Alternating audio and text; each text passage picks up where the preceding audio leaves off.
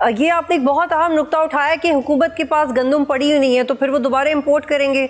लेकिन आप लोग अपनी सूरत हाल बताएं कि अगर फॉर एग्ज़ाम्पल 15 से 20 दिन में, क्योंकि अभी तो मज़ीद भारत से पानी आ रहा है और वो पाकिस्तान के दरियाओं की जो मौजूदा कैपेसिटी है उससे ज़्यादा है और ऑलरेडी पाकिस्तान के दरिया बर्दाश्त कर रहे हैं, तो अब तो मज़ीद पानी आने 15-20 दिन तक तो हम ये एक्सपेक्ट नहीं कर सकते कि आप अपने काम पे वापस जाएंगे।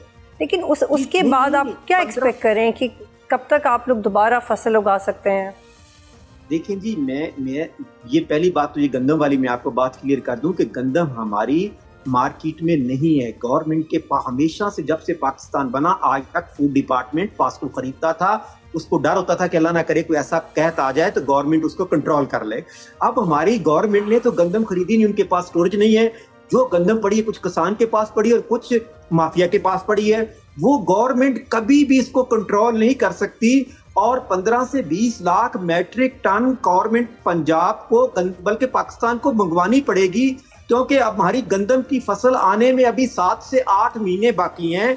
हमारी नवंबर में काश्त शुरू होगी और अप्रैल और मई के एंड में हमें गंदम जाके मिलेगी। अच्छा, ये जो आप कह रहे हैं कि जो नई फसल आएगी वो अभी उसके बीज आपने लगाने हैं या वो कुछ ऐसा बचा है, ये वाजे कर दें कि